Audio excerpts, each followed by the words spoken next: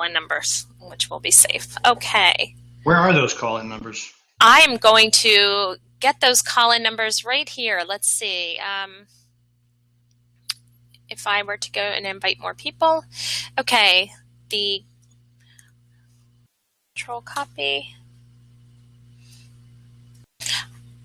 And I'm putting them into the chat bar. So if anyone needs to call back in, here is the call-in phone number and the PIN for access for attendees. Okay. We're going to get started in just another couple of minutes, but want to welcome you folks for today's webinar, An Accidental Techie's Guide to Smarter and Safer IT Practices. So just to give a few more minutes to get everybody online, and we'll get started very soon.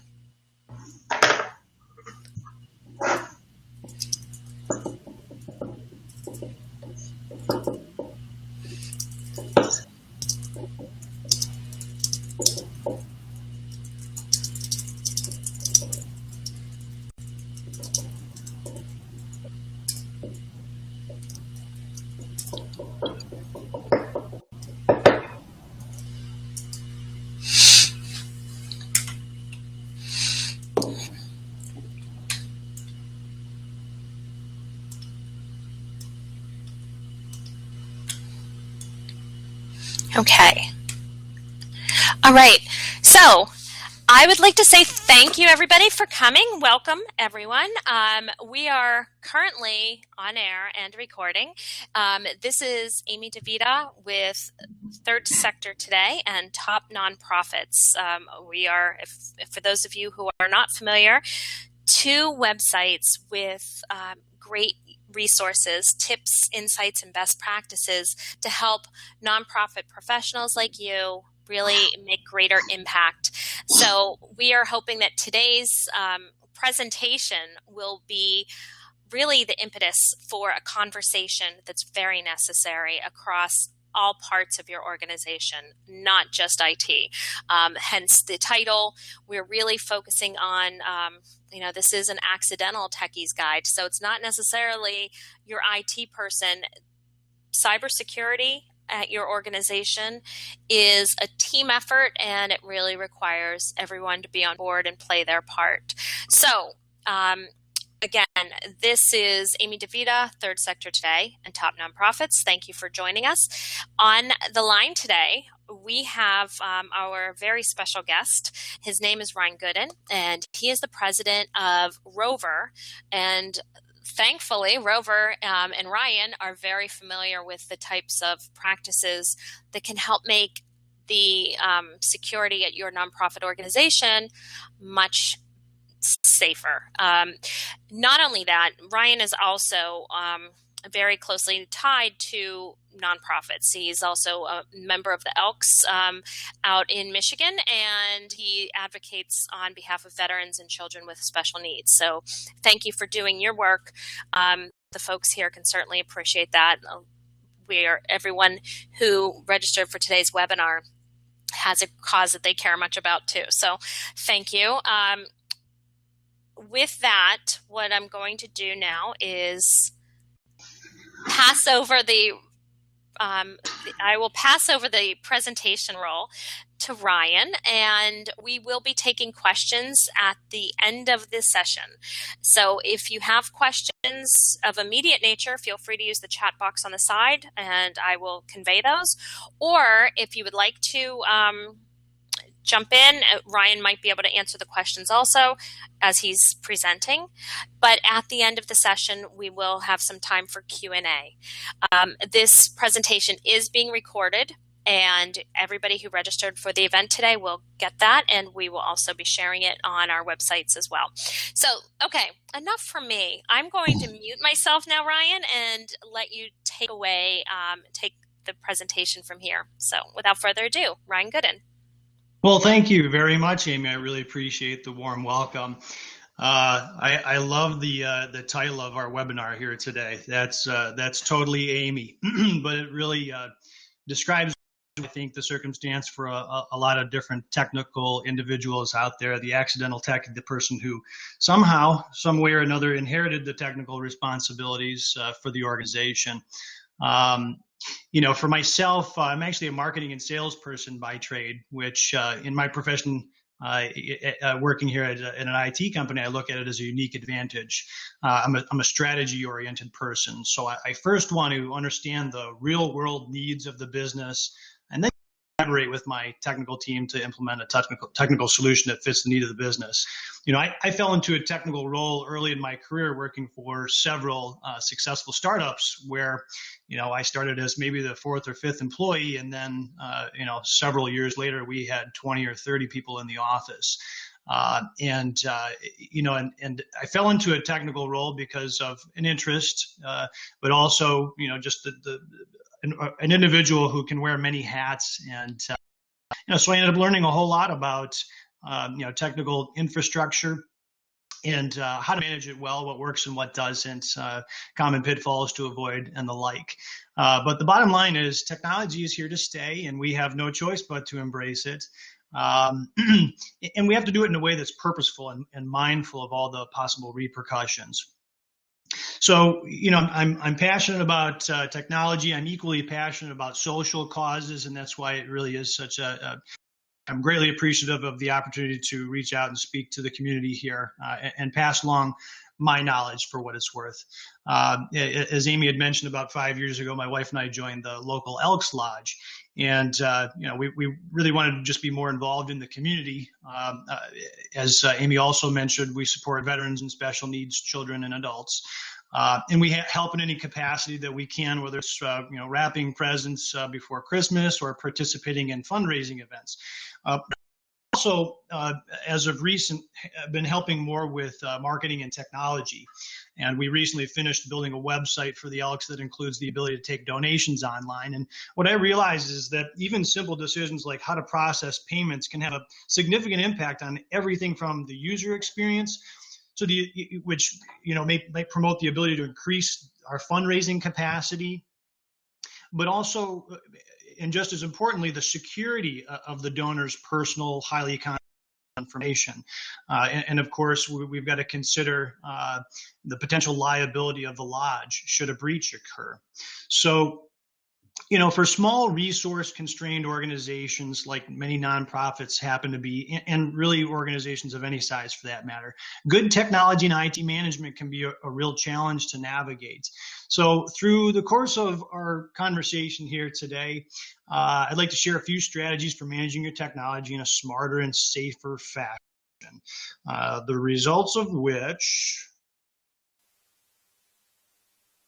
are business enablement. And I think that's really what this all boils down to today, because good security only comes from smart IT management.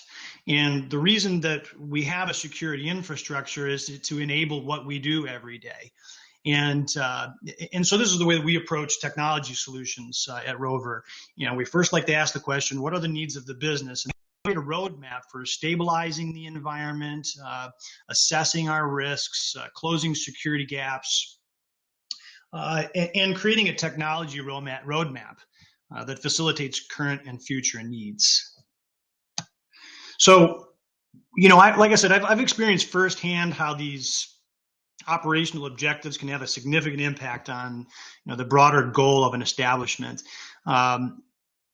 which can be really achieved by embracing technology to achieve operational objectives, improving productivity to get more accomplished, which certainly has a bottom line impact, reducing your downtime. Downtime can have as much of an impact on the bottom line as it does the morale of your employees. Closing security gaps, for all the reasons that we're already aware of. Hopefully, most of us, if not all of us, are aware of the potential financial impact of a loss of revenue, loss of donors, public relations fiascos, credibility issues, and the list goes on and on. And then our final operational objective really is maintaining continuity, because Murphy's Law. If it can go wrong, it will go wrong. But listen, the technology exists to keep you up and running, so why not leverage it?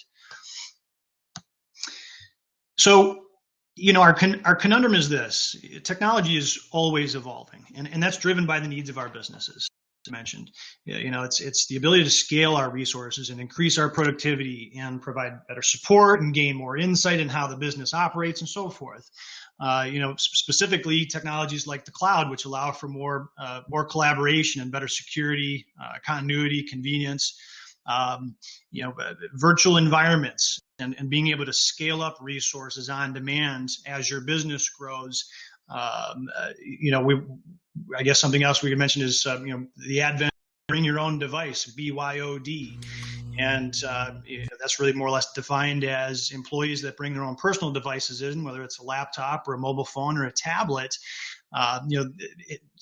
It's kind of an interesting issue in that it offers flexibility and it's a means to an end, but it also creates some real security concerns, given that you can protect those devices more while they're on the network as opposed to outside of the office and off the network.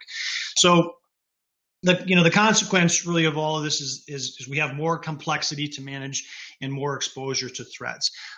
So let's get to the real meat of our conversation here, which is how do we manage and overcome the complexity, and how do we leverage the technology to achieve our business objectives? And really, one of the I don't know if I want to say this is the most important thing, but in reality, the way that IT service is delivered is almost philosophical as much as it is, a business solution. So, I'm sure that many of you are familiar with the break-fix model, which is, you typically pay someone an hourly rate to address technical issues as they come up, and they perform maintenance as needed. Well, one of my first issues with that type of relationship or method for IT service delivery is that this model tends to be more transactional as opposed to, a mutually beneficial arrangement or relationship. Break fix service delivery tends to lead to a lot of downtime, unnecessary downtime, instability. Lags in security, not being keeping things up to date and closing those security gaps on a consistent basis. It's poor cost control, limited vision for how the future of your IT infrastructure will operate. So I certainly have a bias towards the opposition to break fix method of IT service delivery, which is managed services. And the philosophy of a managed service delivery model is that it's the environment is monitored and managed around the clock, and we automate alerts so that we can address issues before they cause bigger issues and stabilize the environment for better performance and less downtime. With a managed service, managed IT delivery. We're looking to achieve, more proactive issue resolution and minimize our downtime, which includes things like detecting a bad drive, or when you're running out of disk space, or bottlenecks in your network that cause performance issues. There are really any number of indicators that we can address proactively before they become larger problems, causing downtime, causing issues with morale, whatever it might be. In addition to proactive resolution, a managed service should be security minded, and we should be closing security gaps in as near real time as we possibly can, which means patching out of date software, managing firewalls and antivirus, and monitoring network traffic. We're going to get into details of all of those things a little bit later on in the presentation here. Planning and education, that's about developing an IT policy that instructs employees on what it is and is not permissible, security best practices, what types of behavior to watch out for, and generally elevating awareness by opening a dialogue with employees and keeping that conversation going over time. And then, of course, a backup and recovery plan for continuity, and we're going to talk more about that momentarily as well.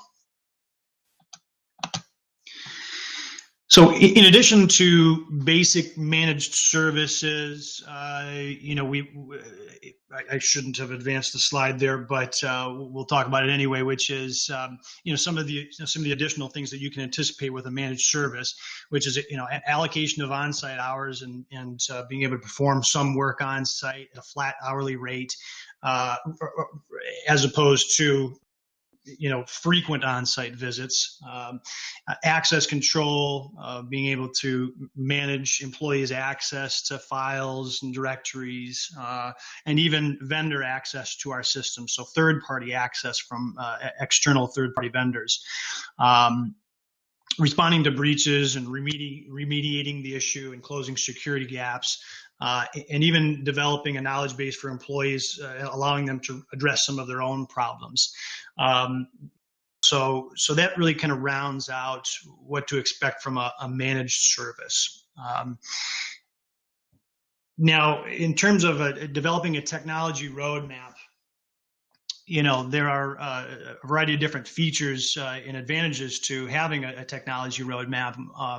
If we talk about asset management and asset tracking, we're interested in learning more about the granular information about every piece of technology that's inside or outside the office, which would include manufacturers, models, operating systems, tracking machine warranties. Planning for future purchases so that funds can be allocated to the technology budget in advance, and scheduling that implementation. And of course, standardization and standardizing equipment and software, which makes for easier management, more stability, and security.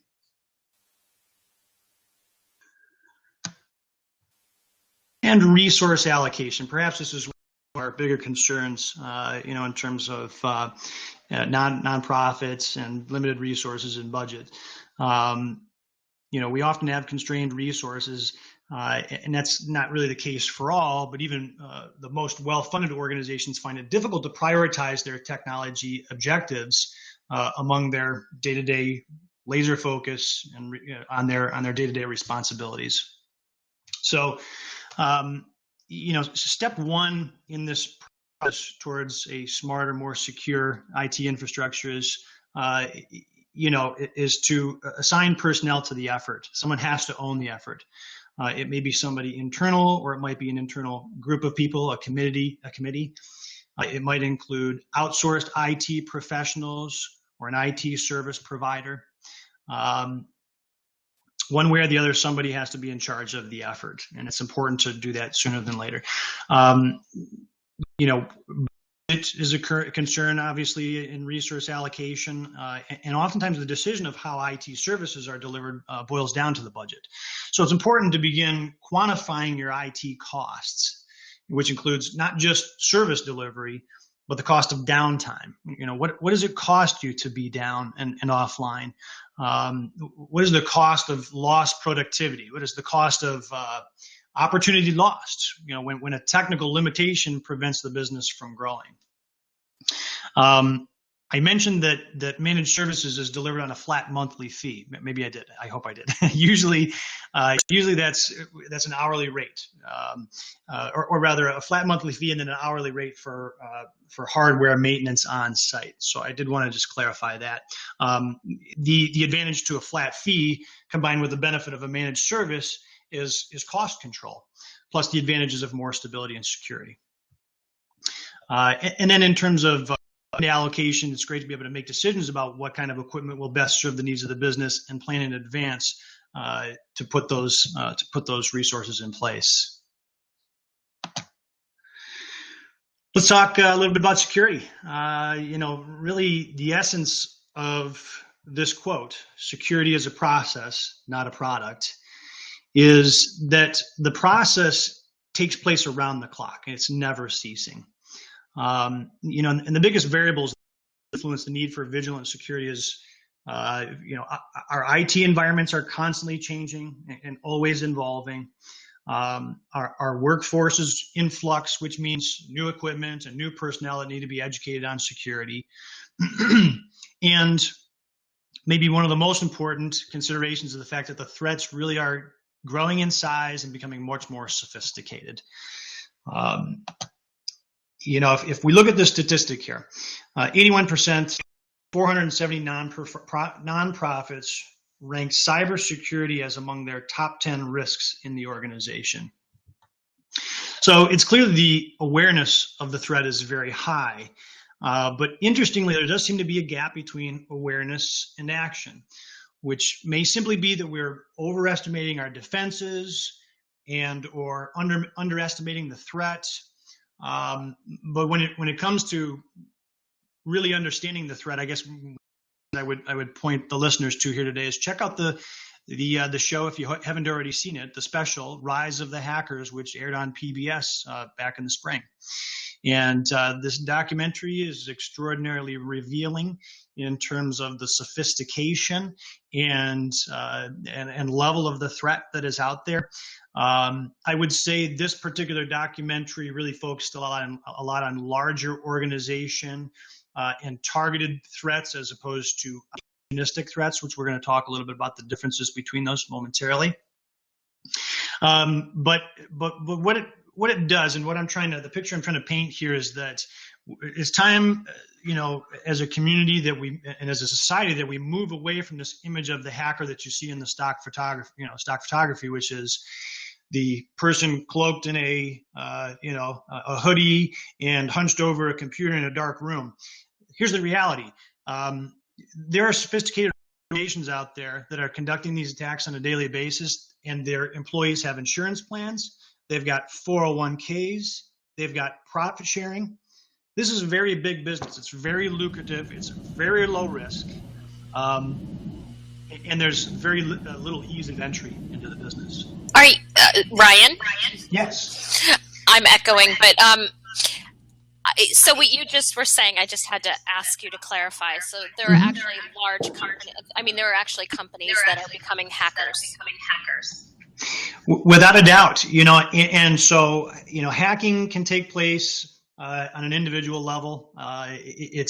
There is such an ecosystem in the on the internet, in the less searchable corners of the internet, that thoroughly support anybody who wants to get involved in a hacking venture. It's extraordinarily easy. You can download kits and with access to compromised systems. So that is computers that act as zombies essentially to carry out malware attacks, and it takes place on a government level. We know for a fact that foreign governments are trying to steal manufacturers' trade secrets and leverage them and get to market before Americans do and gain that advantage. There's an enormous economic advantage, and as I said, it's very difficult. It's kind of difficult to find those who are at fault and who have caused the issues. So the environment is absolutely ripe. Hopefully that answers your question. It does. It just surprised me to hear that. So thank you. Yeah, and really, I tend to shy from the the doom and gloom aspect of this conversation because there are some statistics that would tell us otherwise, and maybe this is a good transition to our next. Let me just kind of touch quickly on this slide and what I'm trying to communicate here. Verizon puts out a report every year that gives us insight into the breaches that occurred in the 12 months prior. And I think this statistic might actually be from the 2014 report, and we've seen none but more dramatic statistics coming from these reports year on year. So we can assume that this information is already inaccurate. But when it comes to organizations that are being targeted, what you see here is essentially if you had fewer than 11 or greater than 100 employees, you're about, that's the baseline. But organizations with between 11 and 100 employees were 15 times more likely to be breached or were breached at a 15 times greater rate. And really what that points to is maybe a couple things, and that's, the limited resource limitations, gap between awareness and execution, limited monitoring and alerting, and no action plan. But let's jump real quickly over to the next slide. This little ray of sunshine here. 59%, all right, 59% reduction in loss based on having proactive data monitoring and analysis controls in place. And this statistic may be a little bit misleading because many similar statistics that are based on changing just one variable in your entire IT infrastructure. And that's not what we're looking to accomplish, like, oh, let's just put better antivirus in place and we'll be more secure. That's true to a degree, but really, this is a holistic approach that we should take. But in reality, all these statistics point to the same conclusion. If you prioritize security, it will dramatically reduce your vulnerability. So in short, be a difficult target. Most security professionals agree that with enough time and resources, a hacker can breach almost any system. Okay, and that's a reality. Smaller organizations are going to be less of a target for targeted attacks, but very much open to the possibility of opportunistic threats. So let's talk a little bit about the difference between the two. An opportunistic attack technique would be something like a phishing email, which you see here the Amazon and Bank of America, very legitimate, realistic-looking emails that would hit somebody's inbox. And I guess what these images show is that there are some telltale signs. Like if you hover over a link, you'll see that there's some pretty strange. It appears to go somewhere nefarious. But this is an opportunistic attack. Takes advantage of the fact that you can produce this on a massive scale and send this out to millions of users across the entire world, or targeted somewhere locally.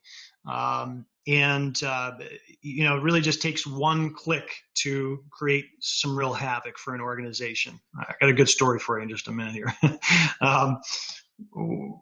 Okay, and one of the other opportunistic threats to be concerned about is malvertising. And really, this is another pretty extraordinary issue here, in that these advertisements look like legitimate ads, but the hackers have found a way to hack into advertising networks and reroute visitors to websites that download botnets, Trojans, and other malware. Malware can sit on a machine dormant, undetected for months, and then spring up one day and begin sending information back to quote-unquote home base. So everybody's likely familiar with the target attack. And their damages are in upwards of tens of millions of dollars as a result of that single breach. And it's easy to maybe compartmentalize that attack as, listen, that's a great big box store. We're nothing like those organizations, or rather like Target. So what worry should we have? Well, actually started as an opportunistic attack on a small Pennsylvania HVAC company. And the HVAC company was a vendor to Target and had access to a portal that allowed them to do invoicing and other accounting functions. And so that information, the access, the username, password, and URL would have been stored on one of the machines there at the HVAC company. It's actually a company known as Vazio. So once that information was, so in all likelihood, what happened is the Pennsylvania company, somebody clicked on a phishing email, it downloaded this, this Trojan to the, to one of their computers. And then at some point, whoever was responsible for the opportunistic attack, this email that went out to millions and millions of other companies, discovered what they had. And it was at that point that it became a target attack, when something manual took place and they implemented a variety of different strategies to then breach the target system. The report on that, if you have any interest, the forensics report that is utterly fascinating. Again, just the level of sophistication that hackers can employ to get into a given system is pretty astounding, and we'll only ever be keeping up with it. So that really is, I think, is truly a great example of how you can be you can be hacked. You can be hacked, and really all of us are vulnerable, regardless of the size or type of organization that we are. And we'll talk briefly here about unpatched software. Just because we're talking about opportunistic threats here, is that widely distributed applications like Adobe Flash, Java, and web content management systems like WordPress are all wide open to threats, and they're a huge target simply because they are so widely distributed. And perhaps some of you heard a little bit about the 0-day exploits related to Adobe Flash Player. So a question to ask yourself in this very moment is, are the computers across my organization and my own computer using the most recent Flash that have patched those open exploits that are now extraordinarily well documented and being exploited as we speak? So there's a stark reality here, and again, it's I'm pained a little bit to come to our discussion with such a heavy heavy message. But the reality is, basic security principles can lead us down the right path and prevent us from these exploits. Simple patch management and the like. So let's talk a little bit about some basic security principles, and then we'll talk a little bit about some real specific tactics and get right down to brass tacks here. So, from a strategic standpoint, being more secure, really starts with delegating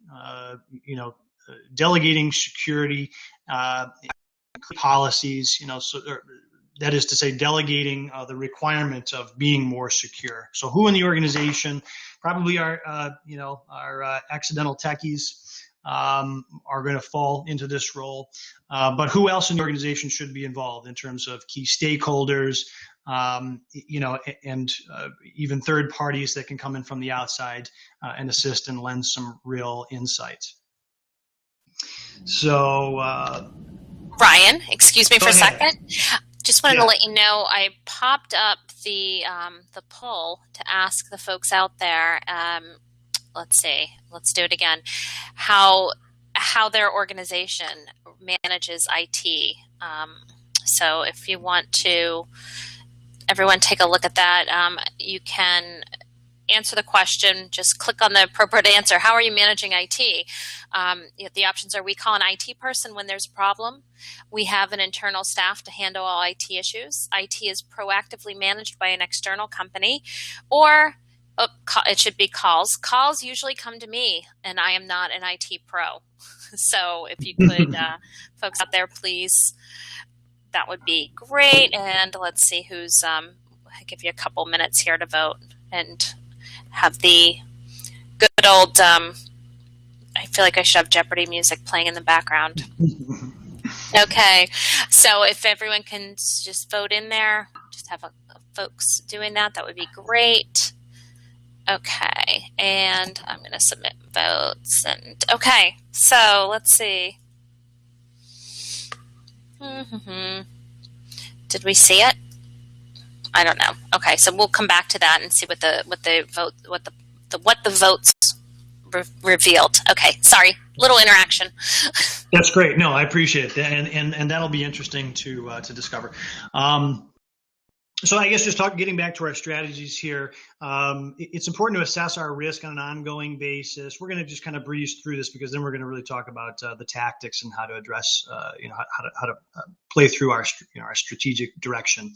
Monitoring everything on and off the network, planning for incident response in the event that something does happen, which again, we know, today's reality is that the likelihood is very great that you will deal with some kind of a data breach in the next 12 months.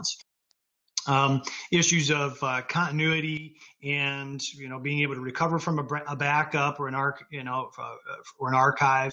One of the bigger attacks that are just more present these days is ransomware, and somebody locking down a data repository, whether it's a website or files or accounting data, and saying, give us $5,000 and you'll get your data back.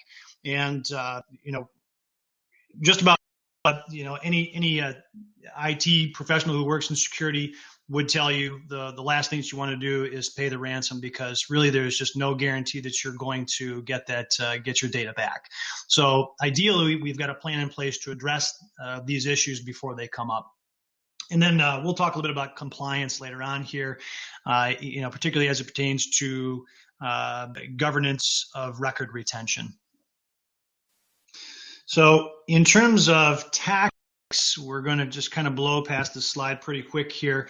In fact, yeah, we're going to pop right past and just kind of discuss how some of those tactics, this is really where the rubber meets the road. All right. So in terms of antivirus management, the purpose of antivirus software is for the detection and removal of malware from your computers.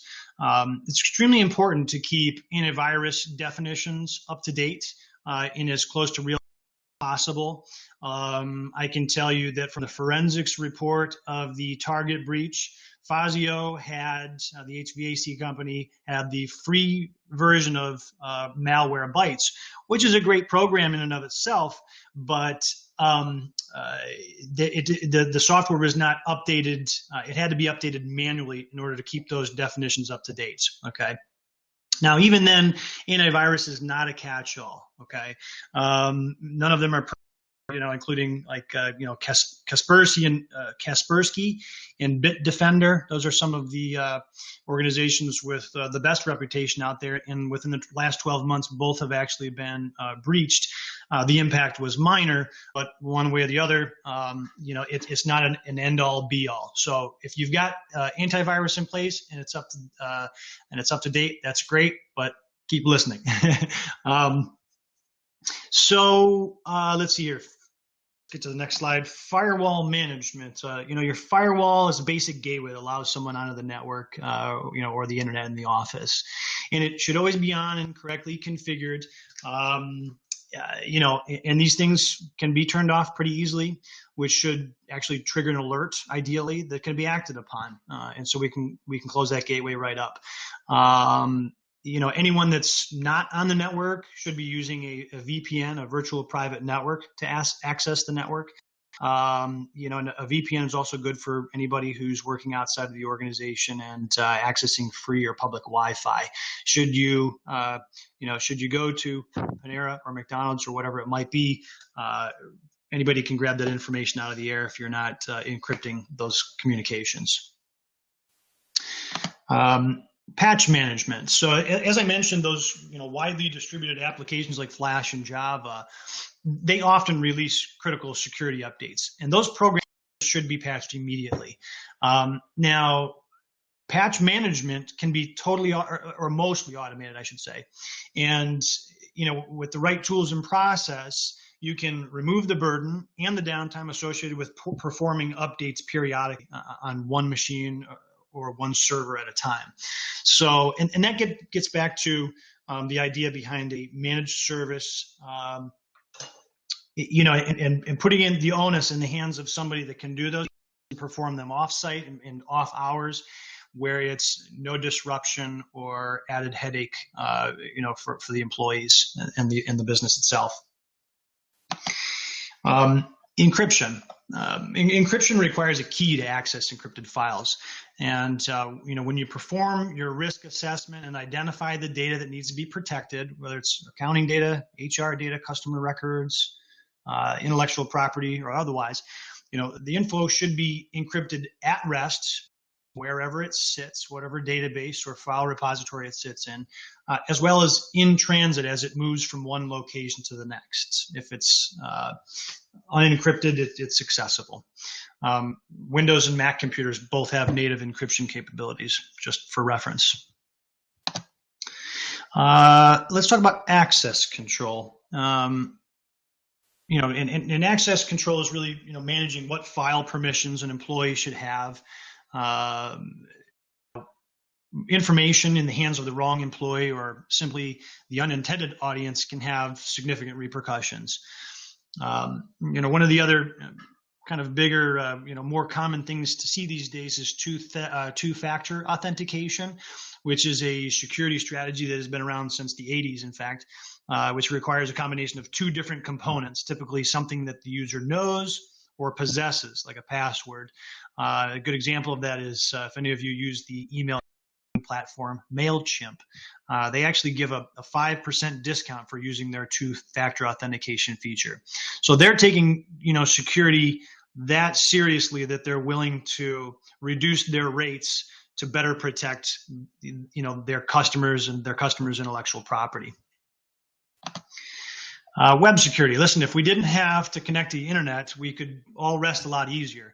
As that's where the majority of security breaches originate.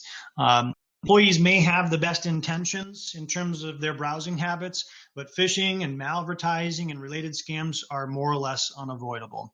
A product I can point you to is Bitdefender's Traffic Light product. If you go to let's see here, it's Bitdefender Toolbox, I believe. If you do a Google search, you'll find a variety of different, free antivirus. They got the web security browser plugin and a variety of other free resources that can assist you with getting a little more secure. And I've left this for last in terms of our tactics here, and that's education, because perhaps that's the most important security precaution. Developing and communicating a security policy is a great thing, but continuing to reinforce that over time, that'll actually help influence smarter and safer behavior. Watching out for bad sites and phishing scams, and alerting IT people when something looks fishy. Avoiding the download and use of unauthorized applications, and saving data to the file server as opposed to the desktop. These are all behaviors that can directly impact the relative security of the organization and the data. And employees at the end of the day are your first line of defense or your last line of defense. So education and just greater heightened security awareness is essential. Let's talk a little bit about backup, and this is a great quote that's been around for a long time, which is backup is only as good as your ability to recover it. So you've got to develop a smart backup strategy, and you've got to test that strategy and make sure that you actually can bring back information. So here's what a really poor backup strategy looks like. And incidentally, this is an area where we find that we bring a lot of value to the table, because it's truly an area that is very neglected for a lot of organizations. A poor strategy might look like, you're not sure how much information is being backed up, or if you're backing the right information up, or you're backing things up that don't need to be backed up, like video files, things that are taking up a huge amount of bandwidth and storage space that the organization is paying for. You're not sure what is being backed up locally as opposed to off-site, or are you backing up to both? And so you have to ask the question of, what level of redundancy is necessary to truly protect our data. Consider the fact that if you're backing up to an on-site file server, and heaven forbid there's some kind of a natural disaster or a fire or something to that effect, that data would be gone. That data would be lost. So that's why it's really important to back up offsite, and stick to the 3-2-1 backup rule, which is 3 copies on 2 different storage media, and one of those ought to be offsite. Okay, that's all pretty straightforward. Wrapping up our conversation here, we're going to just talk real briefly about compliance. It's an issue that's pretty germane, I think, to a lot of the nonprofits listening today here. PCI compliance applies to really any organization that accepts, transmits, or stores any cardholder data. And so that could include things like, writing down somebody's, credit card information on a piece of paper and storing it into a file. You would be in breach of PCI compliance if that's something that you're doing currently. PCI compliance regulations have been around since 2006. Non-compliant organizations may be subject to fines, and should a business actually incur a breach where information is stolen, then you're subject to much larger fines. And then, it gets even better. Then you're required to report the breach, which can have a significant negative, publicity impact. And so it's best, obviously, just to be compliant. Small and mid-sized businesses need to complete a self-assessment questionnaire to be compliant. They might be required to submit results of a vulnerability scan, and there are some other regulations that they have to jump through. And using a third-party vendor does not exclude a company from PCI compliance, meaning if you're submitting, you're taking payments through PayPal or Stripe or something to that effect. It might reduce your risk of exposure and reduce the effort that's needed to validate your compliance, but you're still required to be compliant. Since these are self-assessments that you perform, it's really easy to just kind of blow through it. I've done it myself years ago before I really knew much about the validity and significance of PCI compliance. But that does not mean that you've actually achieved compliance. In these cases, it's always best to get a professional involved who can bring the environment into compliance and help streamline the process in the future. After all, real security is the objective, right? Validation from a governing body doesn't necessarily make an organization secure. We've covered a lot of information here today, and we could go deeper and deeper here, but we will conclude and perhaps see if anybody has any questions.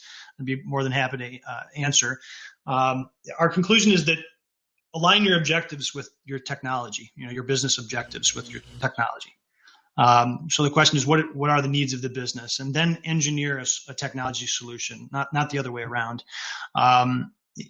Recommendation is hands-on IT management, not necessarily the break-fix model. It can certainly be a mix of both, where you leverage an outside organization to help manage and monitor around the clock and respond immediately to alerts, and just manage it in a way that reduces your downtime in the long run and reduces the need to see someone on site.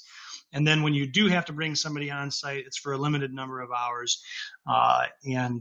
Really proactive management reduces downtime, increases productivity, and helps prepare for the future. So, of course, delegate security responsibilities and make sure that someone or a group of people within or outside of the organization are leading your technology and security initiatives. And finally, expect more from your IT infrastructure and IT service providers. The capabilities are amazing. The landscape is complex, but bring it under control and you will survive. So, Amy, I wonder if we have any questions here today? Thank you, Ryan. That was really informative. I really appreciate it. Good. Can you're turning down your volume? Because I can hear myself. Oh, sorry. No, that's okay. I could hear myself echo in the background, and it's just I'm not a professional broadcaster, so it's a little distracting. Yeah, it throws me off. Anyway, that was really informative. I want to thank everyone who joined us today, and we do have some questions. So if you've got your answer hat ready to go, I have it on. Here. Okay, great. Let me read it to you from Sarah. As a small organization, we have a it was capitalized, very informal BYOD policy. Mm-hmm. And she wants to know what you'd suggest the best first step for shoring up any of those Ds that are BYO'd. Yeah, and that really is that's the question of the day, really, because it's something that organizations large and small really struggle with. The advent of BYOD is really important, and it really has allowed businesses to flourish. And I think that there are some basic tools that you can put in place and basic policies. So let's break it up into two parts. Let's talk about the behavior element and the technology element. Like I said, check out Bitdefender's, web. It's a tool called Traffic Light that can protect their web browsing and give them some insight. really what happens is it's a browser plugin. So when you do you perform your searches, you'll get a little bit of an indicator next to those results before you click in. Antivirus. Make sure that you've got a good solid antivirus that is updated automatically on its own and occurs the moment that someone opens the computer, so that those definitions are always up to date. We can talk a little bit more about some advanced monitoring and engaging a managed service organization. Surprisingly, the cost can be limited depending upon the types of services that you choose to have them administer. But one of those can certainly be, the ability to monitor traffic on the internet, on the network, and respond to issues and alerts as they come up. So that's something to consider as well. From a behavior standpoint, my recommendation would be that, one, that they are involved in some kind of an education program, which is maybe something as simple as, here's a little plug. Sign up for the, my Twitter feed, at Rover Backup. And, I'm constantly posting articles and things that are meant to, just create awareness of the vulnerabilities and the concerns out there. And, when you're kind of hit with that message over and over, it does help to create, obviously, some awareness. And I think what you want to do is, you want to put this, prioritize security within the organization. So, sit your small group of employees down and discuss security and the realities, and and make sure that they are complying to best practices. There are a couple of BYOD policy examples that you can download from a quick Google search ought to show you a couple of options there. So that's hopefully good. I've answered your question. Yeah, I have a question though to, I guess, kind of dovetail off of that question, which was, in a scenario where you have a small organization and several people are bringing their own devices and using those, as I would assume it's a cost savings, it's related to saving money. Would you advise, generally based on this, would you advise against that? Or is there a blanket answer to that? I don't even know. Well, so listen, there are going to be some very strong and heated opinions that you'll hear about both sides. And I'll definitely try to take a middle ground here, because I believe it is possible to have a secure environment when you have these layered security redundancies in place. And those are those tactics that I went through. But really, I also, I've got some colleagues here who have worked for, Fortune 1000, Fortune 500s, and, the mindset that an employee should have nothing more than a dummy screen in front of them and a mouse and a keyboard and nothing else. So no access to any kind of towers or IT infrastructure, no ability to plug in a outside hardware and introduce malware to the environment. So, I would say that it's important to consider how you serve. How you best serve the organization with technology, because frankly, you can buy a laptop, an Asus, laptop with touchscreen for $300. So, if you would like to increase your security and you'd like to have them leave that laptop on the desktop, or rather, in the office every day, that's also an option. Yeah, you're right. The price is not that high anymore to actually buy the hardware as it once was. Right. But I think it comes back to, and this is kind of my summary of what my big takeaway from today's presentation, as we're wrapping up here, is that a lot of it comes down to developing. You said these were your words, Ryan. Developing and communicating the security policy at your organization, but beyond that, you need to enforce it, and someone needs to be, I guess, watching over it and the owner. enforcing it. Yeah, somebody has to own it. Someone has to own it. Up. Yeah. That's right. I mean, security and technology management. Really, what I've been advocating here for today is formalizing it within the organization. Technology, especially for smaller organizations, can be superfluous. It's just something that we expect to be working, but there's not a coordinated effort, and they're not those typical organizational requirements to make sure it operates, not just well and securely, but that a roadmap has been developed to achieve current and future technology needs. So yeah, I strongly advocate for formalizing how it is managed. And so typically an organization of any size can delegate somebody in addition to their title, whether it's the financial title, marketing or otherwise, that they're also the CIS, Chief Information Security Officer. And they might lead a committee, and they might discuss, ongoing issues and concerns. When you formalize it, you sit down and talk about it, it becomes much easier to digest and understand, and report back on where the organization is at with their security and technology initiatives. Well, I'd like to say, because you did make a comment about this earlier, that you felt a little bit bad about spreading gloom and doom, and I don't. It's definitely a topic that may seem a little frightening, and it should be, because there's a real serious potential downside. But I just didn't want you to feel badly, because I really do appreciate you more than spreading doom and gloom. It's quite the opposite. Thank you. You're giving us tools and some guidelines on how to be cognizant and aware of what the problems could be potentially, and some really useful suggestions in ways to move forward. And and certainly we appreciate your expertise on this matter, because it's something that we could all definitely learn more about. It's something that does not get discussed, or really, it's just not as, it's not as interesting. I guess it's one of those things that's not vital until it happens to you. So, exactly. Yeah. And by that point, it's a little too, that's unfortunate, because you have lost a lot, and we don't want to see our folks who are working so hard to bring in donors and keep them.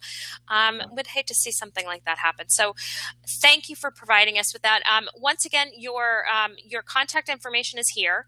Mm-hmm. I'm on this last slide, and Ryan, I'm going to also include all of your contact information in the email that I'll send out to everybody who registered for this webinar, along with the recording. So they'll be able to contact you.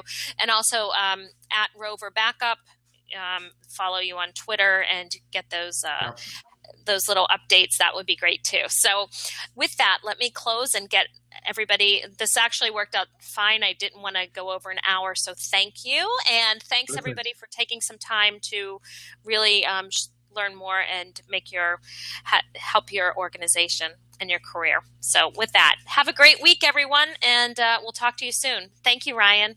Thanks. Bye-bye.